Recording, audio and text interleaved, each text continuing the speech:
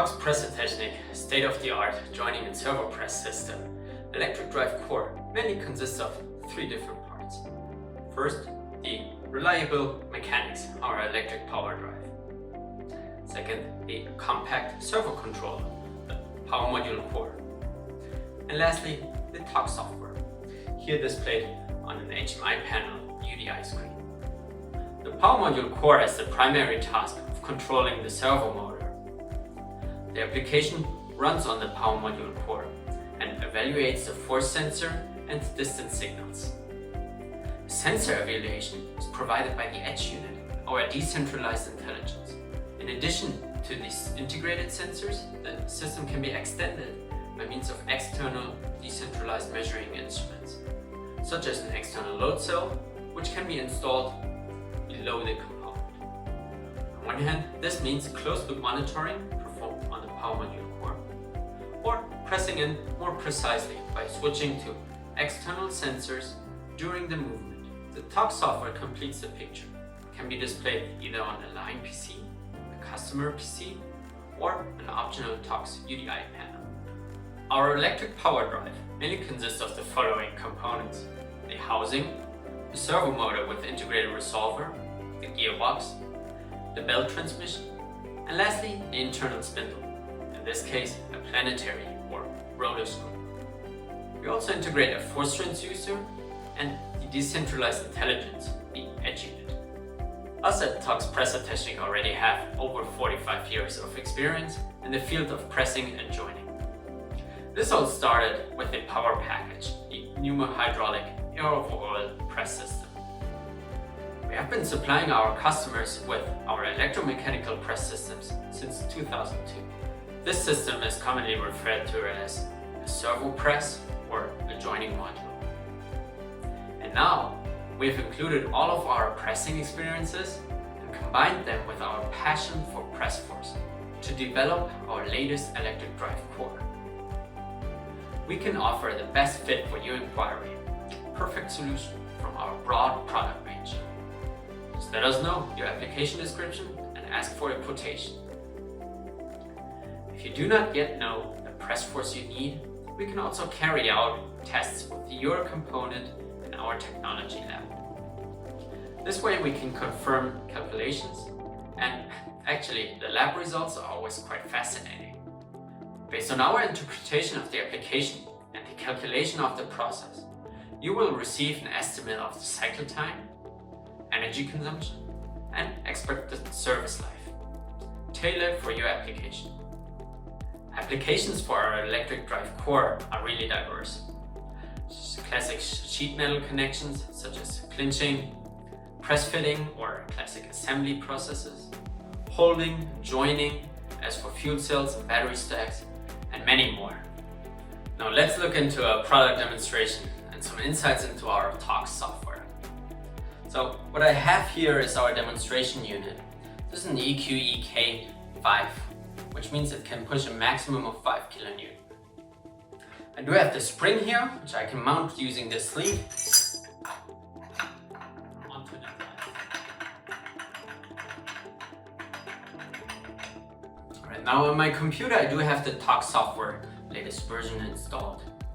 With my computer I can control also the drive, since in this system setup for demonstration I don't have a PLC connected to it. Alright, so what we can see here is a force over distance curve. We're normally interested in the force over distance, but this could also be force over time or other tracks. So we can see we are right around 0 kN as long as the ram is not hitting anything and it's moving freely and not hitting a target. Right around 42, 43 millimeters, we are hitting a target and starting to see a force increase.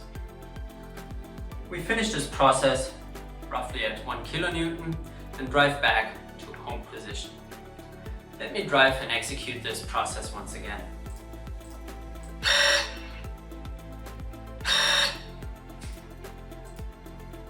We can customize this view with other tracks we may be interested in. So let's look at the slope, for instance, but we can also input like the velocity, the speed, the time, the position, any other value you may have. You can also customize the color those tracks have. Let me zoom in to the interesting part, like where we hit the spring. Alright, zooming in here. You can see, okay, now this is where things get interesting. I'm pressing onto the component, onto the spring. And maybe I want to detect what is the height of my component, where is my force increasing. We do this by looking at the slope. So the orange curve is actually my dy over dx, with y being my force and x being my position.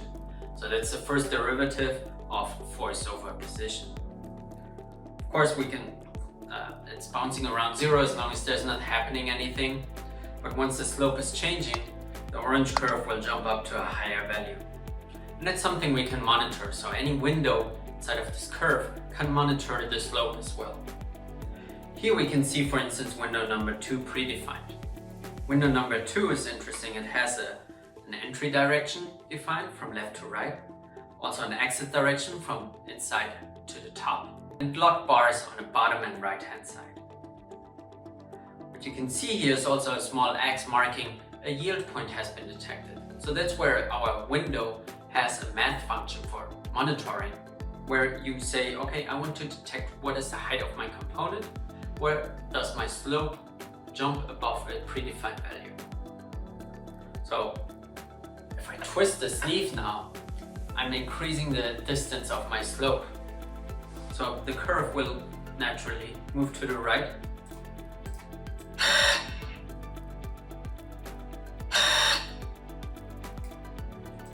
And now it moved almost out of the window, so almost hitting the locked bar out of the window, but it was still inside. That's interesting. Let me give it another twist. So now it's definitely outside of the window, and I think I have it defined as go back to home and output an error, part not okay or failed.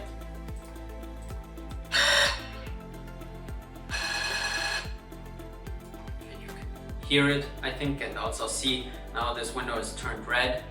Part is not okay, part is failed. We didn't continue pushing, something was off in my process. So far so good, but let's look at the results of those. Here's a table of the window results. Of course, I can also transfer this data to the PLC, for example. On the left column, you can see the unique ID, which is the highest ID, the last one I've driven. But of course, this can also be a serial number you get through a barcode scanner or so. So in the last one, window number 2, I had no yield point detected. The ID I was driving before that, in window number 2, I had no error and detected my yield point at 43.45 millimeters. And prior to that,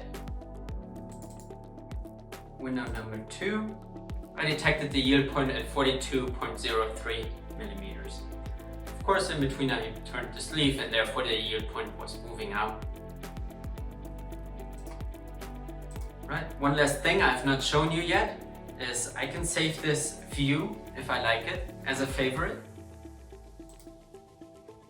Create a new favorite and always jump back and forth to that view.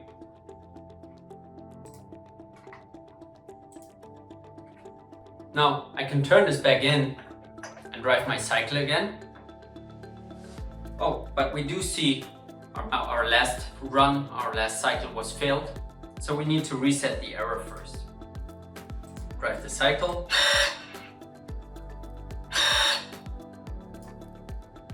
And now this curve is updated, all good again. One last thing is our dashboard. Here I can jump into this dashboard. I can customize it somehow what we know and use on our smartphones or tablets. So those are widgets which you can modify and customize in size and what they show. So this can be different favorites you have predefined. This can be a list as well of, for instance, final values, status bars. And if one page is not enough, you can shuffle through multiple pages. So here is a couple of pages already predefined. And if you have more actuators connected to your software, one software can display multiple of them. So within this dashboard, you can have actuator 1, actuator 2, and so forth. With this, I want to finish the product demonstration. I hope you enjoyed it, and we are ready for your request for quotation. Thank you.